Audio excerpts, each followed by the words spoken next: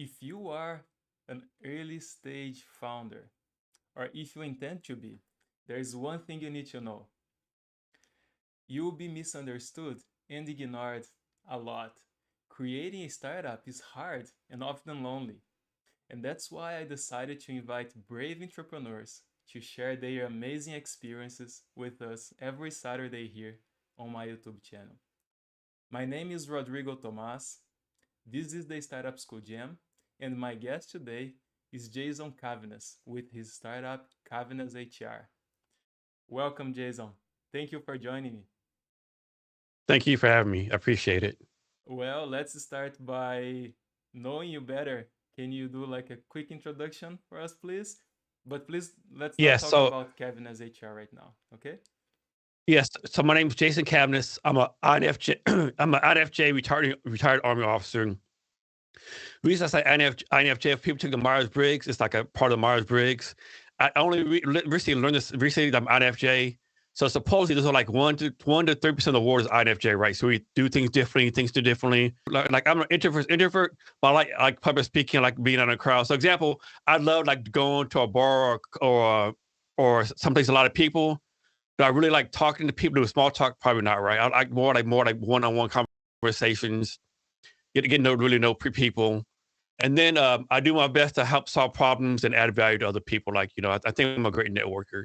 Excellent, excellent. Well, you have all the great features for us to keep going. Although you mentioned you are an introvert, but I actually understand you also have your own podcast or talk show exactly like this, right?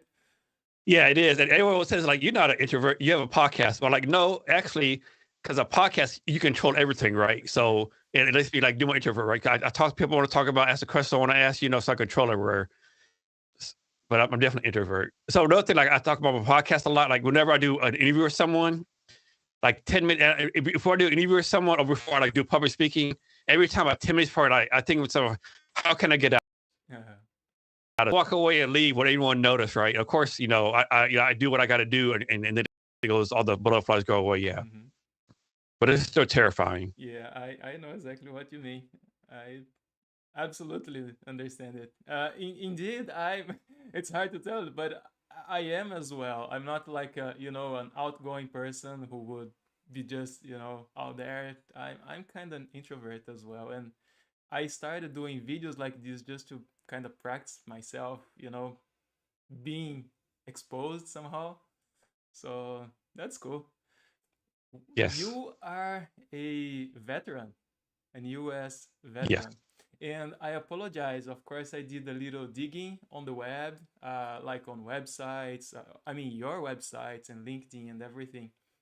And I learned that you, besides the Covenant's experience, with which is your podcast, and also Covenant's HR, which is your startup, you also engage and help other veterans and their spouses as well. Can can we talk a little bit about that? Is that something you feel comfortable talking Yes. about? Yes, we can. Yes. So that's what Bunker Labs. So, there's a lot of nonprofits out there helping military veterans. And well, so I'll say a military connected community, which is like military veterans, retirees, military dependent spouses, anyone connected with the military. So there's nonprofits out there helping us find jobs, help us with mental health, PTSD, all those kind of things. There's very few nonprofits out there helping like military people like start companies, right? And that's what Bunker Labs does. 'Cause a lot of people come together out of the military. When you're in the military, you're in this bubble, right? So most military bases, like maybe an hour from a big city, like Fort Lewis is like an hour from Seattle. Fort Hood is an hour from Austin. And so when you're in the military in this bubble, right, you're working 12, 14-hour days. So it's time to get out. You don't know how to network, right? And simple things like, when you start a company, what's Google Analytics? What's product market fit? Who do you need to talk to, right? Mm-hmm. Maybe, just maybe your email should not be, big booty Bobby 101, right? Uh-huh. Like be professional. And military people, we just talk to, if we have our own acronyms, right? How do you like learn all the startup acronyms, right? Mm-hmm. And just like, how you do a pitch deck, just the basics, so to speak, is what we try to our best help people with. And with Bunker Labs, one challenge with Bunker Labs, like with YC Combinator, right? It's I mean Y Combinator, it's rinse and repeat. They have a certain number of startups every cycle. They're pretty much the same, same place. They're trying to get it to the MVP, trying to build a product, and they got to learn to pitch, right? But it's all tech companies. Well, Bunker Labs, we take on all kind of companies, right? It's tech startups. Like when I was running the Veterans Residence in Seattle, we had a marijuana app, a nonprofit for the military LGBTQ community, financial advisors. It's the whole gamut, right? And then we've had it from like the idea stage to companies that always raise millions of dollars, right? So it's like a broad gamut, which makes the thing even more challenging. Well, that's fascinating. Well, great job. I mean, I'm actually surprised. It's great. It's good to hear that, there are services like that, and for people that actually really need it, right? Because as you mentioned, Yes. they come out of this bubble with no real, I'm not sure if I can say real world perspective, uh, but they do lack of this contact with outside the world, right? So it's important to have this kind of support. That's great. Great job. All right, so let me talk about Cavness HR. I'll tell you what I understand.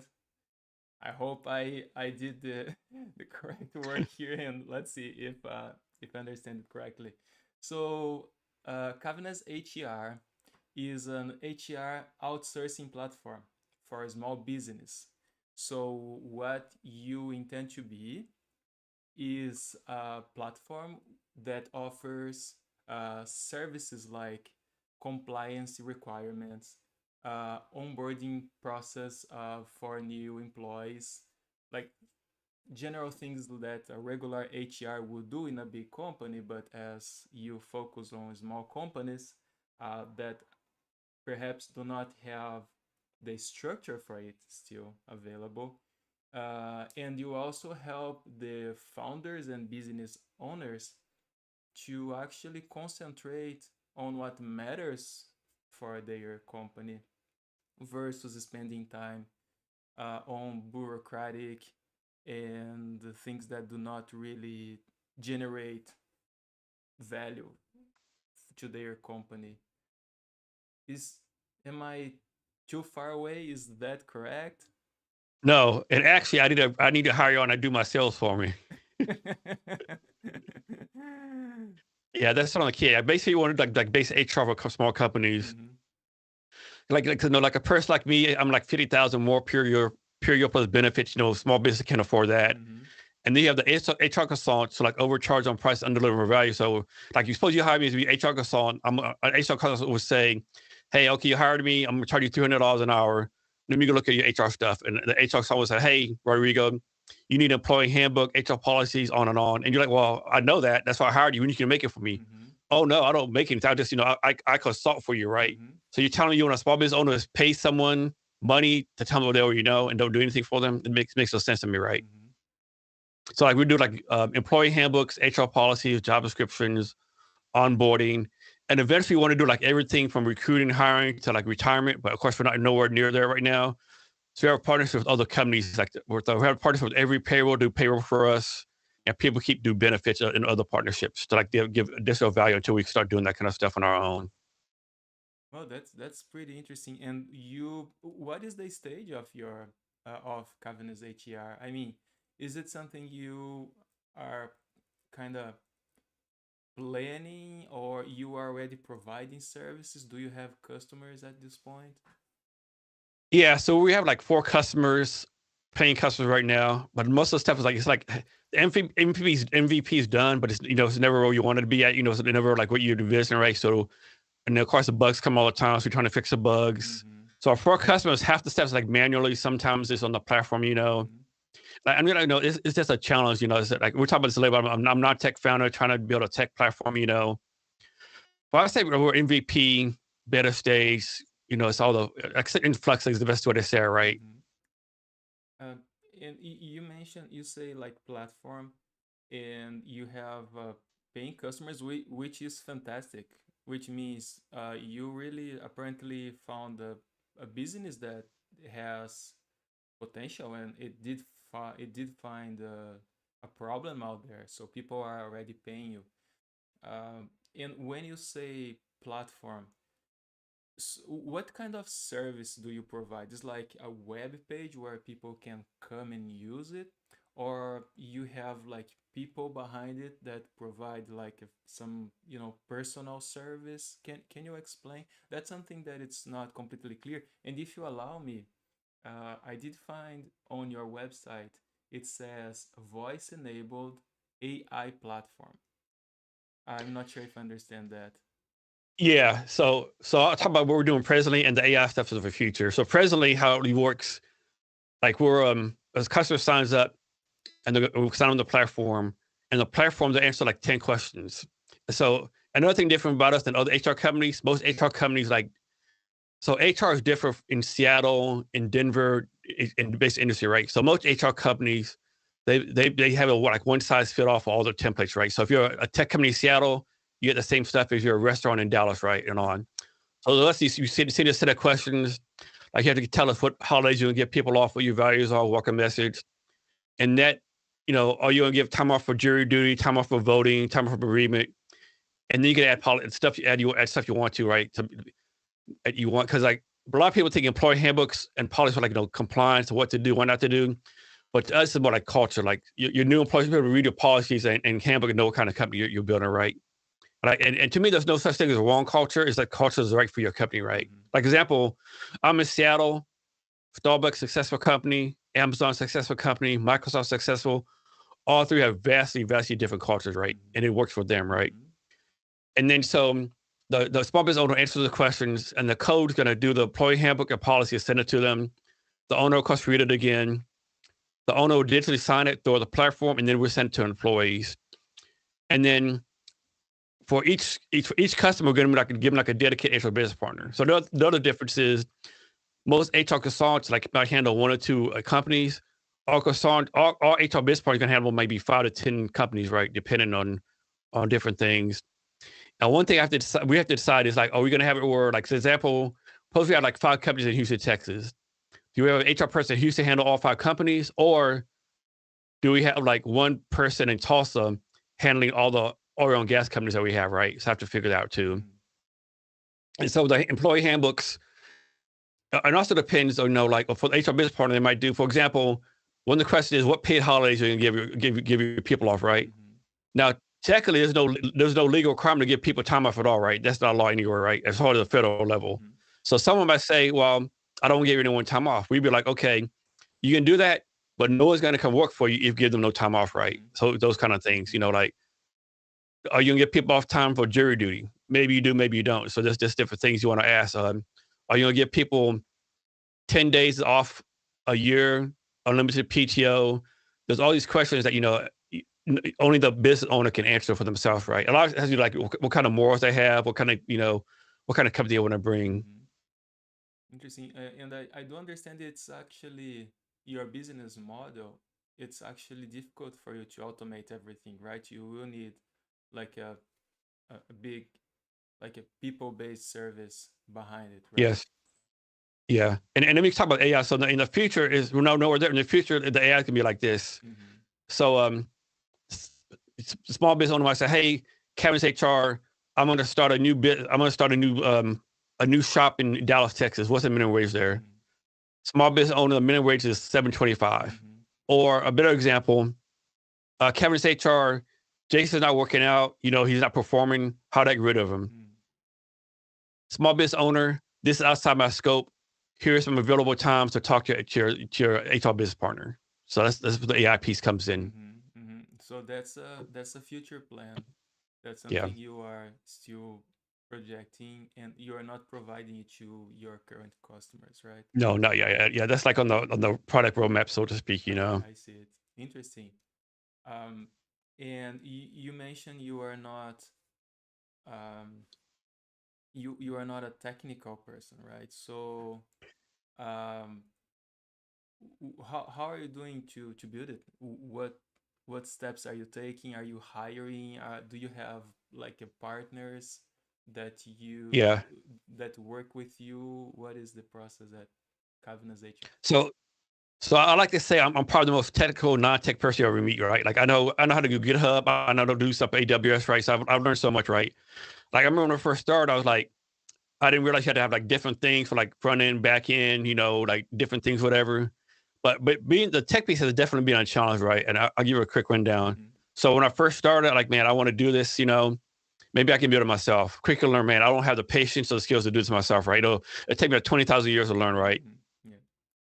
Then I found some interns at a local college, but basically all they did was like, build a landing page, right? Know where I wanted because I needed like a platform.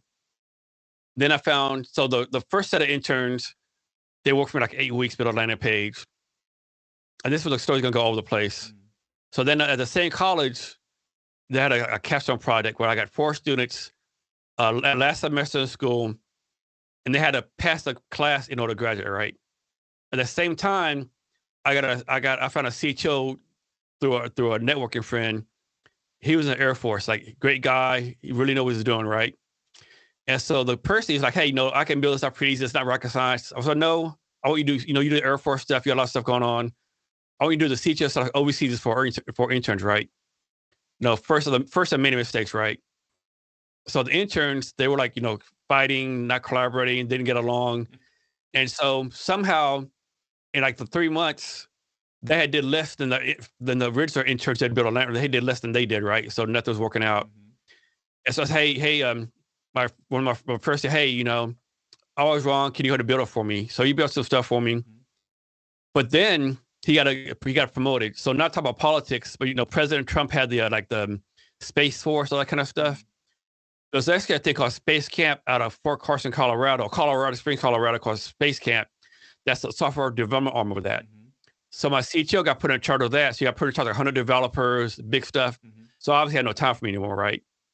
So he had to move on. But he gave me all the code he did, right? Mhm. Another thing I forgot to say. So I have a board of advisors. One of my board of advisors is a guy named Kevin Goldsmith. Mhm. So he used to be the VP of engineering at Spotify. Like the Spotify platform, he built that, right? He has a lot of startup experience, whatever. Mhm. And so I showed up with my first CTO build. He said, hey, Jason, I'll explain in terms you I think you understand. If you had $20,000, you just put it in the bank. You're not putting it in Fort Knox. Your guy built Fort Knox for you, right? It's like really complicated, right? He built like, I have like 10,000 customers, so way more advanced, nothing I need right now, right? Mhm. And so like that's time period was wasted, was kind of wasted, right? So I'm back to square one. Mhm. Then I got another CTO, another good friend of mine. He had his own startup. He kind of shut it down. He got laid off from his job. So he wanted to help me out with our kind of good friends. He was helping me out building some stuff. He said, hey, Jason, not to worry, but, my wife's really bothering me or begging, I got to, hassling me, so to speak. I'm going to get this BS job, right? So you got like what do you call a BS job? He's doing stuff for me. A month later, he said, Jason, man, hate to say this to you. I know you've been doing like you go on the grind on the tech stuff. Mhm. But I took like a basic developer job. This company, they just fired like the senior architecture person, whatever, and I'm taking this job over, right? So I'm instead of working 40 hours, I'm working 8 hours a week to get stuff straight. Mhm. My wife's pregnant, so yeah, so that was that, right? Mhm. So okay, like damn, what's going on, right? So that's okay. Let me try the outsource thing. So I got an outsource thing. Another person I knew, and with that, the, the person who built was out of Mexico. He did a good job, but it's like it just didn't work out right. So he gave him the developer and the product manager in India. Communication wasn't good. Like I will detail stuff out. It was just I don't know. That's the other thing I learned. Like I'll talk about podcasts too. Like tech people just talk differently, right? It's like I tell all the time. If I say, "Hey, John, go open the door," John opens the door. John, the tech person, John, stand up at a 90-degree angle, turn at a 30-degree angle, pull this for us, all this detail, right? Like someone explained to me, you can't do 1 through 10. You got to do 1A, 1B, 1C, 1, and I had challenge for that at first. And I still do. And so that person left. And then I got with someone else, a guy I trusted, paid him some money, but he ended up, kind of ripping me off. And because the deal was he would find developers for me and pay them the money. Well, I found out later that he was only giving the developers like 10% of the money and he's keeping it for himself. So I had to get rid of him. And so now finally I got a co-founder, Bernard Mendez, and he's another person doing me a favor. He's helping me build it out now. And with him, the challenge is he has his own two tech startups, right? He has like AI tech startup Mhm. and another tech startup, right? So it's definitely a challenge. I often go, think, man, should I just sucked it up and like learn to code myself, right? I always think, man, what, should I done that right? But it's lessons learned. And come my mind where I'm at right now, my mind where I'm at right now, I should have been here like maybe at least a year ago, maybe a year and a half ago, right? Mhm. It's And it's always gonna be a challenge. And another challenge too, like I can only speak in the Seattle, right? Because I was like, talking to developers, people in coding camps, and a lot of people, like, they have an overinflated sense of what they can do, right? Oh, I just graduated a coding academy, or but can you really do this, right? Maybe you can, maybe you don't, or I just finished, a degree. I want $200,000 a year, or they'll be like, hey, Amazon offered me 150. Well, I'm not Amazon. This is a startup, right? And so those challenges too.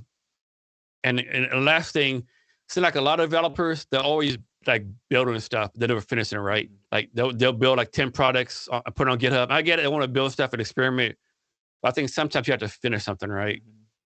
Yeah, and in the introduction of this conversation, I always say how hard it is to build a startup. And doesn't matter if you are a technical person, a completely technical person or not. If you build your stuff yourself, if you want to build like five things at the same time or only one, it's always hard. It doesn't matter.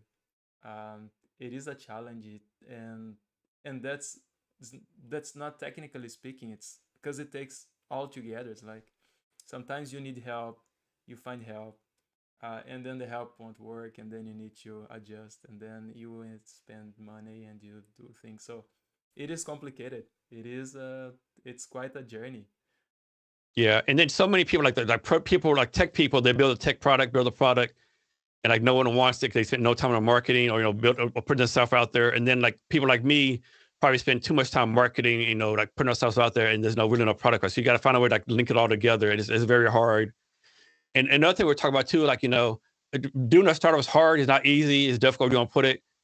And like people tell me, try to find co-founders, like having a good team, or whatever.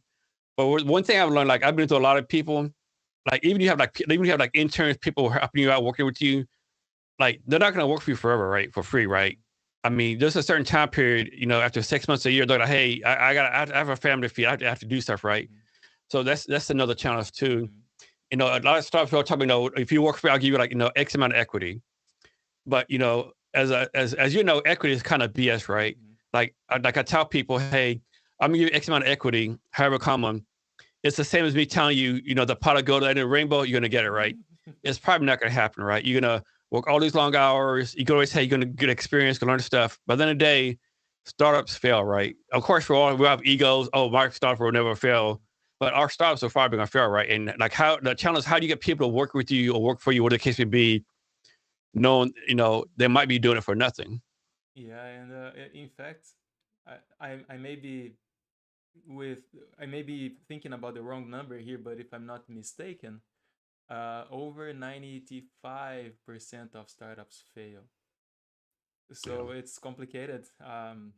Yeah, it's a And with challenge. a number like with the 5% who they say succeed, how many of those would actually quit, right? Like how many startups is holding on, oh, I'm still a startup, I have no customers, I'm still hanging on, but how many of them should actually quit, Yeah, that's correct. So, well, as we are talking about how hard it is to build a startup, you have your background on the military and you're a veteran. You help other people. You also have your podcast. Why Covenant's HR? Why did you start it? What what made you build it? Yes. So back when I retired from the military a few years ago, the Army tell you go on LinkedIn, connect with people, try to find a job. So I'm on LinkedIn connecting with people. And this guy, Mark Monroe, reached out to me. Hey, Jason, my name's Mark Monroe. I have a startup called MyFO. We want to have college graduates and military veterans find jobs doing skills tests. Can we meet in person and explain to me how the Army's helping you find a job so I can like build my company? Like, sure. One question. What the F is a startup? I had no clue, no concept. Like, you just can't start a company. Like, companies already exist, right? What are you talking about, Yeah. right? So, he laughed. He gave me like a dummies one-on-one of startups, right? MVP, product market fit, on and on, right? Mm-hmm. And then while I was talking, he didn't say anything about HR, so light bulb went off. So you never say anything about HR. Oh, why not? Oh, no, HR is important, but like we don't have time for that right now. We got, there's so many other things to do. Mm-hmm. no light bulb goes off. Hey, Mark, let me join your startup, and learn the stuff, help me, find a job, whatever, and I can do HR for you. He agreed. And so we had a great team, but like most startups, it didn't make it right. I was there for 2 years. I'd like to say I did everything from code to design. But 2 years, like, man, none of these startups have HR. Like, none of them. Of course, a few did. I could like funding and stuff. None of HR. Maybe there's a business I could start. But of course, I did a pivot from the startups to companies of 49 or few people. Because I can't do this pro bono. I got to get paid. So they tell you to do your business research. According to Small Business Administration, there's like 5 million companies, US 49 or fewer people. Most of them have HR. Then they try you to validate your idea. So I talked to 331 small business owners, and it's more complicated than this. But I asked you, basically, it was like, would you pay for HR? Did you wanted? Like 90% was positive, but I made a lot of mistakes on that with idea validation. I didn't document stuff good enough, right? Like I should have wrote down their answers. I should have wrote down like I missed so much great information, right? Like I have no idea who's 331 people on there, right? Like I just like. Yeah, I messed that completely up, right? I might have to do it again. And then just went from there, like trying to put myself out there, doing competitions, talking to people. Yeah. Interesting. You mentioned that you did some mistakes, and I guess mistakes are what make us build things, right? It's because we keep getting things wrong, and in order to try to get them right, and at some point we'll make something happen. And so mistakes are kind of an important part of the process, and I think that's how we grow, correct? Yeah. Like I have a joke, like people always say, there's no such thing as a failing or whatever. You just keep on learning. I always joke around, man, I'm glad when I stopped learning, I started being successful. You're right. Yeah, that's right. And let me challenge you a little bit here. Do you have competition in this market? Oh yeah, there's a lot of competition. So there's actually like 1,700 competitors. Everyone from like one person HR consultants, like we said, like undercharge on price and over-deliver on value, overcharge on price, and like companies like ADP, TriNet. But the companies we consider competition, there's like the Zenefits is a good company, Bamboo HR is good, and there's a company called Bambi HR out of Santa Monica. We consider them our number one competitor. So with them, they started like a year or two before us. Their CEO's we used to be the head of marketing for ZipRecruiter. And they just raised like a $30 million A round. I want to say A or B round, just raised $30 million, right? And they're so kind of doing the same thing with us. So they started with the 1 to 99. I think they were 1 to 500, but there's definitely a lot of competition out there. And so how we differentiate ourselves, so to speak, like I said, most companies, they're like one size fit all the products are the same. Another thing that's different too, like Bambi, Zenefits, if you contact them, you might contact, one of them like on Monday, talk to Jason, call Thursday, talk to Susan, 2 weeks later, talk to Tom, or that person each time. With us, the plan is to be the same person each time, right? So, because it's over, even like Tom might be a HR business partner for us. You might be handling 10 companies, but he'll handle your company each time. So if I understand correctly, you are planning like a more customized service to specific. Yes, more personalized. Yes. Yes. Personalized is the correct word. That's right. Yes. All right. That's good. And in this idea, in the process of building Cavness HR, is there something that wakes you up at night, something that pumps you up during the day, like something that gives you energy to continue, a specific thing? Yeah, the big thing is so with small business, because most of them don't have HR. They lose and I got this from Anytime Research and Dun & Bradstreet. It's estimated small business loses $27 billion a year, or $10,000 per small business employee. Also estimated that small business owners spend 25% of the time on HR related items. Time better spent take care of the customers, the people, and build the business, right? So you want to do our best to help small business save time and money HR, and maybe this will kind of decrease the number of small business failing, right? And the other thing was a lot of small business owners, they do the best they can, but a lot of things you don't know, right? The overtime laws, compliance, and another thing, it's like HR is not rocket science. HR is simply like this to me.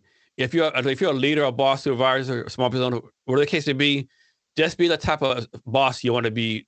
You want your boss to be for you, right? But of course, that's easier said than done, right? A lot of people, like example I do when I was in the military, had a boss. He would always complain that his boss was micromanaging, right? Well, of course, next second he started micromanaging the crap out of us, right? So those kind of things. And another thing, like so many things change, like the federal level, like minimum wage. Minimum wage is federal level. You know, different places are different things, right? And not to talk about politics, but if you're a case like we say more liberal, more progressive, you probably more HR laws, right? Like California, New York, Washington, we're gonna have way more laws that we say like Mhm. Texas, Kansas, Idaho. But even in Texas, like Austin, Houston, Dallas, San Antonio, have like more HR laws, right? An example is use like Idaho. In Idaho, like you go like if you go to Idaho a website, the state of Idaho website, you type like minimum wage, it sends a link to the federal government, right? All Idaho stuff goes to the federal government. So it's just it's a lot to know. And there's like newsletters, like Department of Labor has one, there's one for Mhm. immigration, Mhm. safety, but like who has time, like keep Yeah, track of all that stuff. And that's what you want to do for it's people. complicated. No, that's great. And any, do you have any thing in the process that you thought would be one way and ended up being completely the opposite? Something I would call that the expectations versus reality. I have my own experience building my startup, and there were things that I would dream, daydream, like, oh, I'll do this and it will happen like this, and next I'll do that. And it turned out to be completely upside down. It never worked the way I thought it. uh, do you have any Yeah, examples? yeah, definitely. I got a couple examples. So first one, like you do UX UI design, you put a button in certain places, and so you had this button in a certain place, and like no one saw it. Like, how you not see this button? It's like right here is orange, but no one saw the button. Like they're trying to how do I sign in? How to go? Like it's right here. Oh, I never saw it before. Like, and so we had to change that button. And another thing that's been a challenge, like I said, I'm like the most non-tech person you'll ever meet, and like a lot of people think that everyone knows tech, but a lot of people don't, right? And so that's been a challenge too. And we lost a few customers because of I lost a few customers because of that. Because like one customer didn't want to use digital signature platform. They want they want to like sign in with a pen, right? Um, like and just like the tech challenge has been a challenge for this for for small business owners, right? Especially like as you have a small business owner like and like we had one that had been on a tone company like 20 years. Everything's paper, Mhm. right? They didn't want to like put everything in the cloud. Another person didn't want to use digital signatures because they thought someone like would steal the signature from the cloud and like sign different things, right? So that's been a challenge.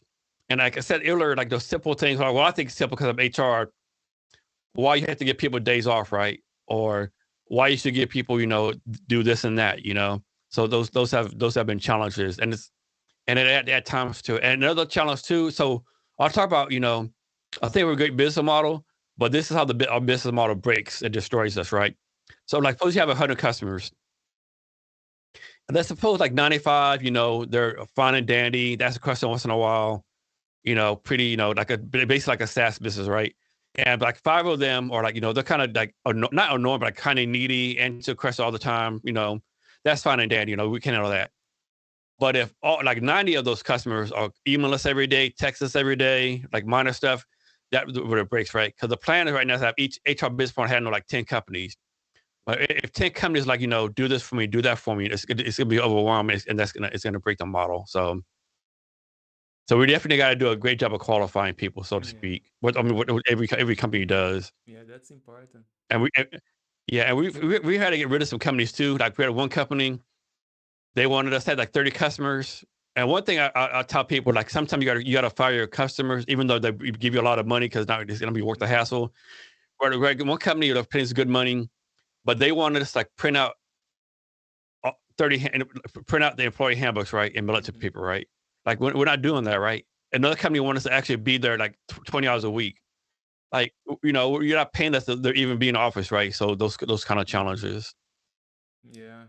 uh, y- I heard you, of course, you mentioned some customers don't want to keep their data on the cloud. which is understandable. They are afraid of privacy. And talking technically now, what do you use? And you, of course, you have your database. Do you have something like private? You use like a service like Google Cloud or Amazon or something like that? Is there some? It's Yeah, just right a now, question. yeah, right now everything's on AWS. And my tech fund, he's using something else too on additional AWS. But I can't remember what it was, but yeah, but we take that very seriously. You can imagine, like, say you want to do as HR company, like have some kind of breach, and be in the news, Cabinet HR, stuff was like putting out there for everyone to see, So that's PI is definitely very important. All right. Um, if well, maybe someone is watching us and they can offer you any kind of help. Is there anything specific you need right now? Any kind of professional service or help or support you could you could take advantage of this space to talk about? Yeah, that's always a challenge for me. Like I'm always like giving help, asking people what they need. When someone asks me, it's always a challenge for me to say what I need, right? Because like I need so much, and then it's an ego thing too. Or do you really want to put yourself out there ask for help, But yeah, I definitely need help. I think all startups need help. Like for me, like right now, I just need customers, beta testers, people to bounce ideas off of, those kind of things. Always looking for salespeople, marketing. It's like like a startup fund. There's always so many things to do, right, and not do, and it's yeah. So I definitely need help. Any help to be Mm-hmm. appreciated. And if someone just wants to talk to me, I'd be happy to just talk to people. But yeah, Yeah, all right. Sounds good. I like to do an exercise, okay. and you probably are you familiar with the term mom test? No. No, actually, I'm not. Uh, No. Oh, mom yeah, test. the Yeah, yeah, I mom am. Yeah, test. mom test. I am. Yeah, yeah, yeah. I wanted to go a little further, and I created the old uncle test. So let's say I'm your old uncle, and I refuse to have a cell phone, and I have never touched like computer or internet. How would you explain Cavness HR to me? Oh man, that's a great question. That's That's a good one. Yeah. So question does my uncle having like any business experience? He just been like a regular work all his life. um. Let me see. I would like to say I'm a very simple person. I worked as I was on the industry, but not like like a higher level. I was like Okay, so I'm gonna say, hey, uncle, I got this company called Cabinet HR. We want to help companies with 4,900 people save time and money in HR. And how that helps you out, instead of your company, wasting money in HR, spending too much money in HR, wasting time in HR, they can reinvest that lost money into salaries, research and development, make your company better, which will make your job security better and give your company a better chance of succeeding. mm-hmm, Is how I think I would explain it. mm-hmm. Oh, that sounds Try to fair. make it Mm-hmm. try to make it like how to make his life better, so to speak. Mm-hmm. All right. I think I'll get a little bit. That sounds reasonable. Yeah.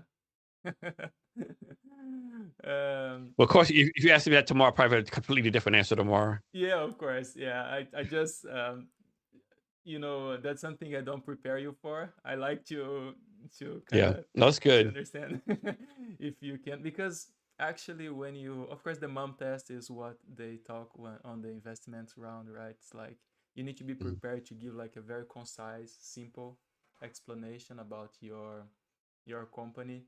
But you always consider that the person who you are talking with is at least familiar with technology a little bit, right? Mhm. So it makes it a little easier to Yeah, explain. But yeah, when we go like this further steps, like talking to someone who has no contact with technology at all, it makes it a little more yeah. challenging. That's a good challenge. I like that question a lot. uh, well, let's. I want to talk about something a little bit more philosophical now, if allow me. Okay. Do you think in our position, like founders, entrepreneurs, that people will always think they have made it? Like, do you think you will get to a point where you say, I'm done, I've accomplished whatever I wanted, and I'm happy now forever? Do you think that's something that exists at all? I mean, personally, for me, I'm gonna say no. It's different people, right? For me, I've always been the type of person, and it's like might be a character flaw. Suppose I had 10 things to do. I do 9 things like great, but one thing like okay. I love myself, and one thing I didn't do okay, right? Like I'm never content, and something I definitely need to work on. Like an example, like Elon Musk. Like a lot of people say he's made it, right? But has he really made it? Like he hasn't went to Mars yet, right? Tesla does have a big market as far like I mean, they have a big market electrical car, but not as far as like the regular car market, right? Mm-hmm. So even people who think are successful, have they really made it? I bet if you ask Elon Musk, has he made it? He's gonna say no, like because he hasn't accomplished goals, Mm-hmm. and he probably not even see his goals, right? So I think it's personal of each person, and I think one thing, I think it's a double-edged sword, right? Because if you get content too early, you're gonna stop, right? Like suppose I had my company, and I get 100 customers, and I'm content. Well, no, I want to like be the number one HR company in the United States and in the world. I need more than 100 customers, right? And so I don't think you can be content. But then again, like you can't be like me and let it destroy you, so to speak, right? And another thing too, like you can't like you can't let it what is the word I'm looking for, like poison your people who work for you, right? Like you can't like beat down your people and then have them have the same expectations as you, right? You gotta give them like have some grace and like hey, you're doing a great job and all that kind of stuff, right? Mm-hmm. But yeah, I think most founders are not gonna be content until they get what they want to do, Mm-hmm. at least from our point of view. Oh, that sounds awesome. I like it. Thank you. Thanks for sharing your thoughts on this. I like to go this path because it's always unexpected what people answer, and it's cool. Thank you. Thank you so much. Yes. Um, what is your mission as a person? Oh man. I'm not talking. I'm I not just want talking about Calvin as HR now. I'm talking yeah. about Jason. I mean, I have a motto, like a personal motto: be great every day. Mm-hmm. And like be great every day doesn't mean like don't be something great. But, like make yourself better, make the people around you better, add value, solve problems. Like being great might be something as simple like open the door for someone, being polite. Like do what you can to make the world a better place. I try to make the world a better place the best I can. Do I do that every day? No. I mean, everyone has like bad days where like feel like crap and don't want to do everything. So those kind of things, like just like I like networking, introducing people to each other, like and this like yeah, like there's so many people doing great things out there, right? Mm-hmm. And how do we get more people to do great things and know about it? Mm-hmm. That's fantastic. I love it. Thank you so much. Yeah. Yeah. Open doors. That's excellent. I like it. So we are approaching 45 minutes. Uh, it's been it's been a great conversation, and I would like to check if there is any specific topic you would like to talk about, anything that you thought about speaking, and I have not asked you about still. Is there anything you? Yeah, let's like we talked about this in the pre-talk, but there's the myth of entrepreneurship, Uh-huh. right? Like get it. I have this idea to do whatever. I'll be a millionaire in 6 months, right? Or this mythology out right there. But I think people don't realize, like, it took Steve Jobs and Wozniak like 8 years before Apple came Apple, right? Like, I remember when Facebook first kind of make it and first kind of made it, someone asked Mark Zuckerberg, what's it like to be an overnight success? He was like, oh, well, if you don't count the 6 years I spent coding in my dorm room, yeah, I guess overnight success, right? Like you said on like all these like TechCrunch, all these different places, so and so raised $10 million, but they don't talk about oh, but they worked for 10 years on it, went through two co-founders, all this kind of stuff, right? I mean, it sucks, right? It's not easy. And then everything's lined up perfect. Like the first startup I was with, Mindfold, we had a great team, we had customers, had traction, and it just fell apart, right? To this day, we're like, man, what happened? Right? We had it, right? And there's so many things that go wrong. Even when you have everything lined up perfectly. For example, I have a friend here in the Seattle area. He had raised two. He had two stocks before. Both of them got acquired. Like one was like 30 million, one is at $75 million. He started a third company. No one would give him any money, even though it was well known he just couldn't raise money. Right? I mean, raising money is hard. Getting customers is hard, and you gotta be resilient. Well, I mean, another thing I would say too, get used to hearing the word no. You can hear no so many times. I mean, it's a challenge. And like, one person might get your idea, another person might not get it.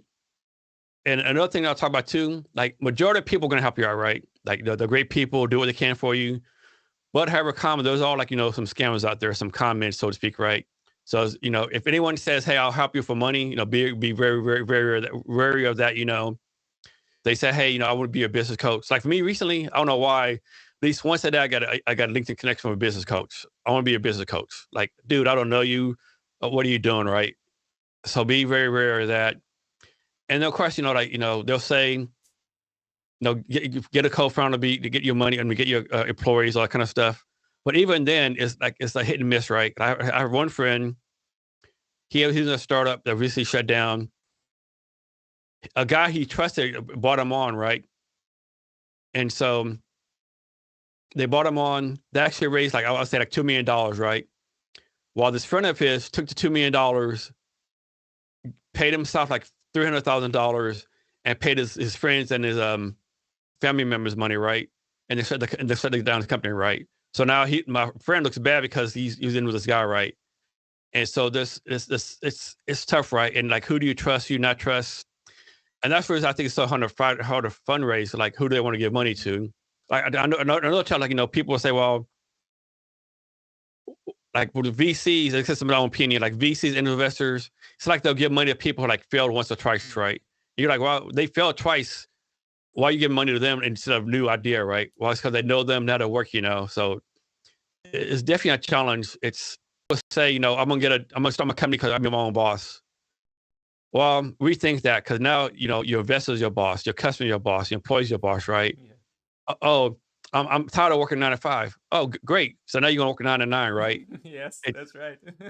and there's always a problem to solve or something to meet. There's always something to do. Like one challenge I always have, like I'll be doing something, I need to do this, and I'll get distracted, something else will come up, and I forget about the first thing.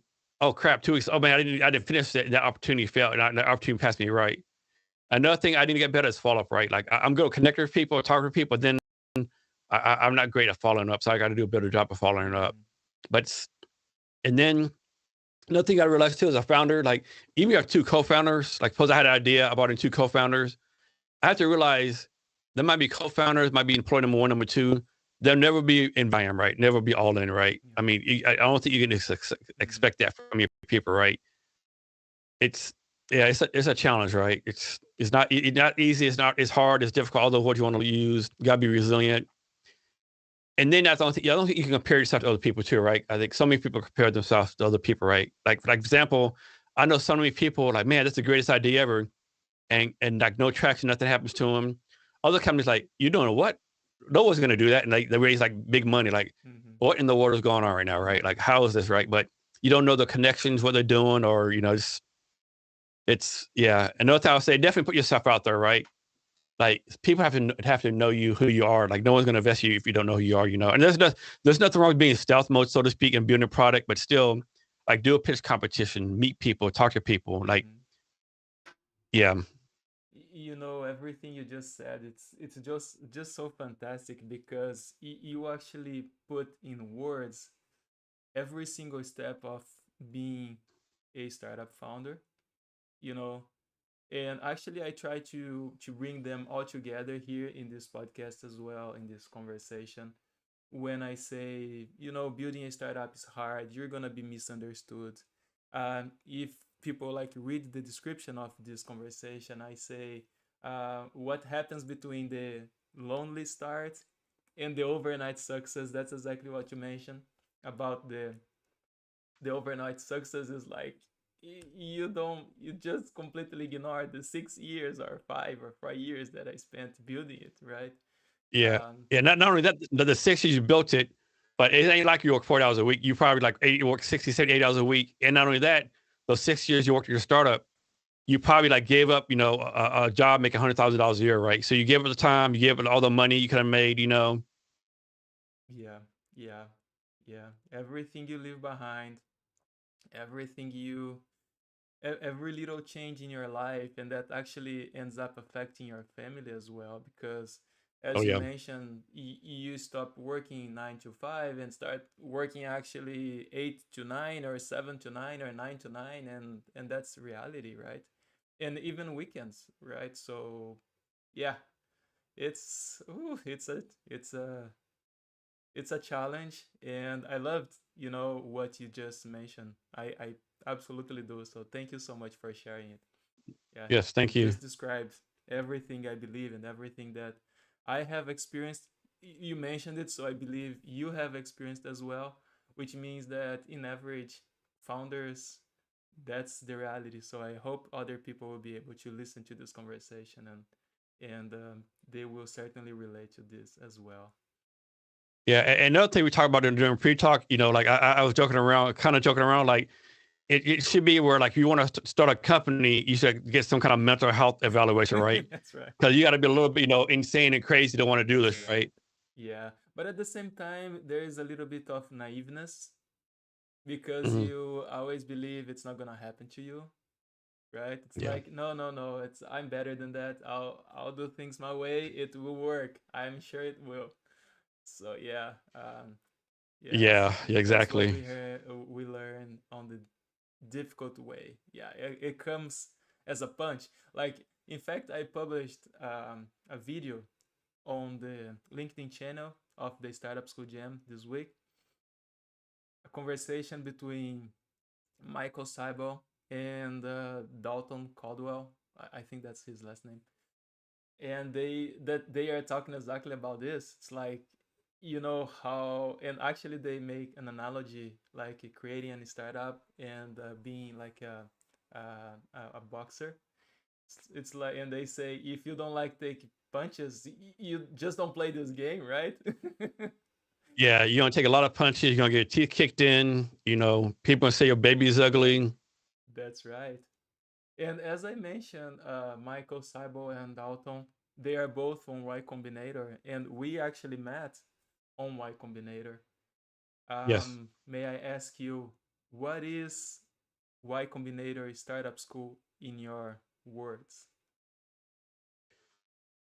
I think a lot of it is like repurposing stuff, but it's always really good to do that stuff again, right? It's and the biggest thing the network, like we would have never met.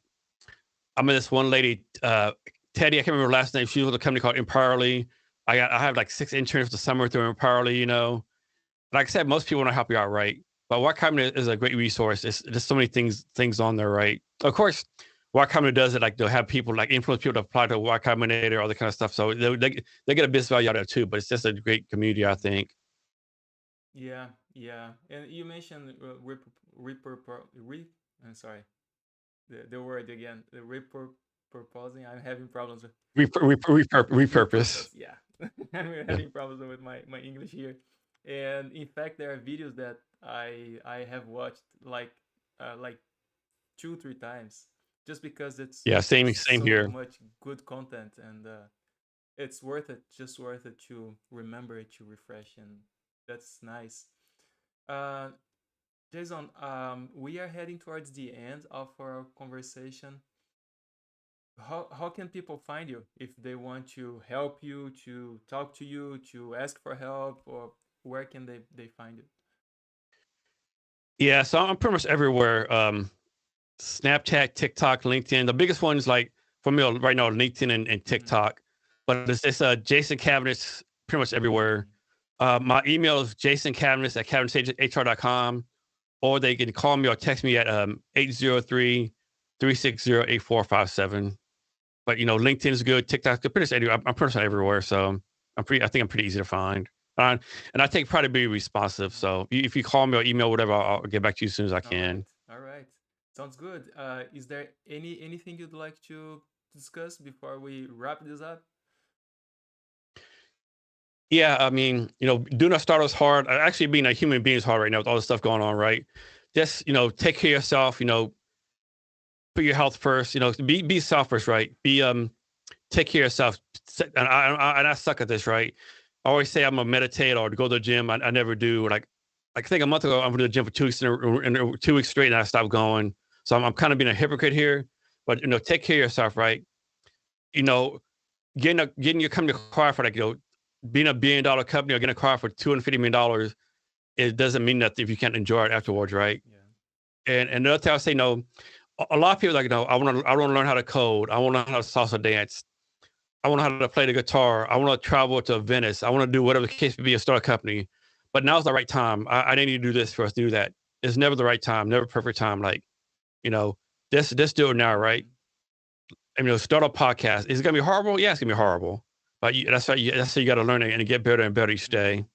Yeah, that's you just nailed it. You just nailed it. And it's hard.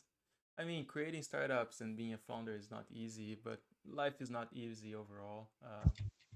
What you just mentioned, like focus on the present, on what you can control. Because sometimes, and I include myself into it, is like we are so focused on the future that we completely ignore the present, and we just don't live, right? We are always Yeah. thinking about the next step and That's a just great ignore what's happening around us right now. That's a great point. And another thing I tell people too, like a lot of us, like we're in the what's the word? You can't see the forest for trees. A lot of us are like grinding, But every once in a while, look up as okay, I'm here today. Where was that 6 months ago? Oh wow, I've actually made progress. Because you're doing day-to-day stuff. Like you think you're like doing horrible, not making any progress.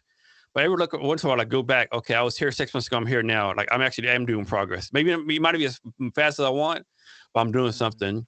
And one thing I add too, we always talk about, being a startup is hard. That's true. However, I want to add this. It's hard, but there's things way harder than doing a startup, right? Like suppose you had a family pet for 10 years, the family pet Mm-hmm. died. Or suppose a relative died for cancer, or someone's homeless. There's so many things that are like way harder, right? So I'll just say, if doing a startup's the hardest thing you've ever done in your life, you've had a very good life, right? So, be appreciative of that, right? I mean, it sucks, it's bad, but there's a whole lot more people like having a way off than you. Like you're trying to solve a problem. It's hard. It's not easy. But there's so many things like people are going through, like this daily death, daily disease, people getting laid off, homelessness, drug addiction, people unexpectedly dying, bad stuff happens every day. So like I say, if you're I don't use the word complaining, but if you're complaining, oh, my start's so hard, I don't know what I'm doing, you might need to relook at your life as, hey, and realize what a great opportunity you've given Yeah. yourself. Yeah. And man, we could not wrap up this conversation in a better way. That was fantastic. Thanks for this statement. Thank Thank you. you. Um, Thanks, Rodrigo. Thanks for taking the time to speak with me. And we'll be in contact, and I'll see you again soon. Thank you so much, Jason. You take care. Thanks for having me. Bye bye.